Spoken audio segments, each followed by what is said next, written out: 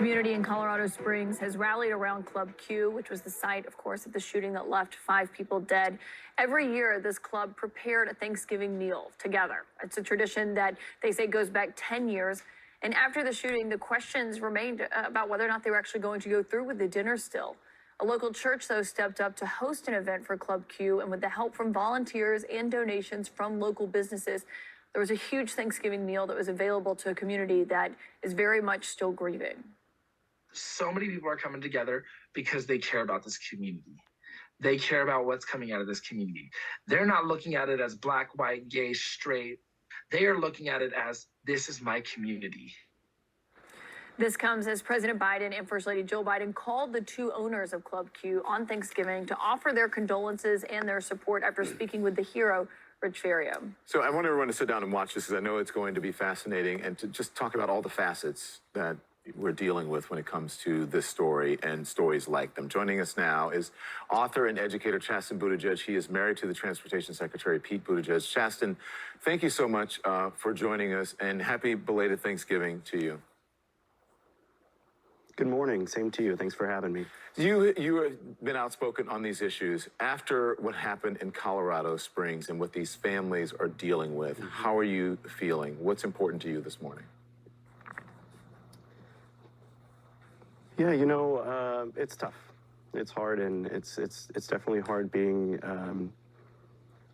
in a position to watch people continuously attack your community, and it's happened again. Right after Pulse, our community was shattered, and seeing this happen again, and seeing what's happening with the rhetoric surrounding it is certainly painful. Can we talk about the rhetoric surrounding it? Because, listen, a lot of, especially lately, a lot of politicians have been using gay people, not just lately, but it's ramped up. It ramped up during the midterms, using gay people as political pawns in their messaging, in their ads, and things that they're trying to get accomplished and trying to roll back certain issues. How do you respond? Yeah, certainly it's uncomfortable watching them try to have it both ways. They spent the entire midterms, and for many of them, they've spent their entire time here in Washington attacking the LGBTQ community, attaching awful, terrible labels to any LGBTQ person, attacking trans people specifically. And then something like Club Q happens, and they want to send us our thoughts and prayers. And I know these Congress members understand that words have meaning. There's power in the way we use our words for good or for bad. And they have created a very dangerous atmosphere for LGBTQ people with their language. And then something like this happens. And they quickly jump on social media and say thoughts and prayers. How awful. They can't have it both ways, and they need to wake up and understand that their ideology and their rhetoric and their language is hurting people. Mm. What do you say to members of the community who are frustrated with the hate out there? I share in your frustration, but I also want to say, I believe that folks on the MAGA right, the people who have these megaphones on social media or here in Congress, are a very, very vocal minority. You have to understand and remember that the majority of Americans believe in LGBTQ equality. The majority of Americans are with us. The majority of Americans believe in marriage equality. The majority of Americans believe that trans people should be respected and protected. These folks just have really big megaphones on social media. And I think it's a good time to remember that not everyone's spending their days on Twitter or on Facebook. They're going about their lives. And these are folks who, rather than focusing on getting things done, rather than coming to Washington and focusing on solutions, have just decided to focus on us. Mm-hmm. Listen, Chasten, normally I don't like to give things like this oxygen, but I think it's really important. One, because of what's happening.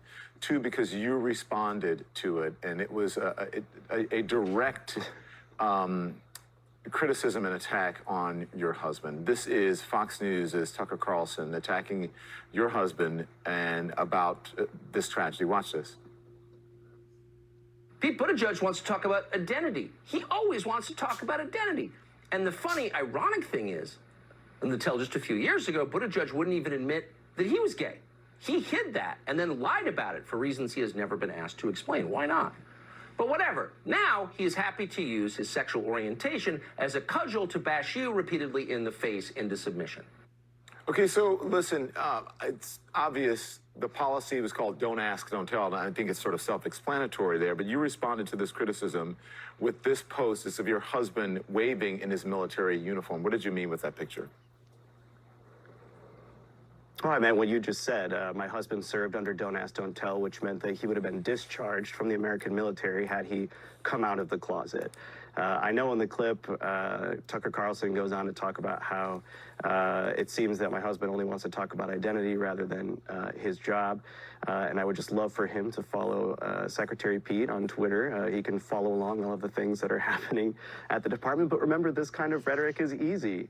It's so easy to attack people and to go on your talk show and fire people up about something that's not actually happening. I love my husband deeply. I know he's a committed public servant and he has everyone's best interest at heart. I just think these people, again, with these megaphones, they have a big platform, and rather than focusing on real issues, people's lives, making them better, they've decided to focus on hate. Mm-hmm. Listen, I like to focus on the reality of America, and that is there are members, gay, lesbian, bisexual, transgender community who are doing things and having great interactions with their families and sitting around and, you know, talking about all of these issues. I'm a member of a family like that, and understand you have twins now. And I am wondering how you spent your Thanksgiving, and was it great, and did they eat way too much? I hope they did. Oh, they can polish a plate quite well. Thanks for asking. We had a lovely day. They are walking and talking and the most beautiful babbling, you know, having conversations with you, but there aren't words yet. We're destroying everything that we can get our hands on. So it's lovely to have this time to spend together as a family. And without bringing too much politics into it, I know that we're on the precipice of a marriage equality vote. And for any senator out there who's wondering whether, you know, they should vote yes or no, I invite them to get to know my family. Spend some time with us the way we spent our Thanksgiving yesterday. Just a family doing everything that everybody else was doing, you know, spending time on the floor, playing with toys, eating a good meal, and enjoying our time together. That's why I brought it up, and it's a good thing to end on. You're right about the marriage equality bill. And listen, I think it's wonderful to see your family. I know that it's tough when you are married to a politician to talk about these sorts of social issues independently of that, but I think in this day and age, people would say that it's definitely necessary when you consider what's happening with the hate that's out there. Chasten, best of luck to you. Yeah. Happy Thanksgiving and happy holidays to you. Regards to your husband as well. Same to you. Thank you. Thank you very much.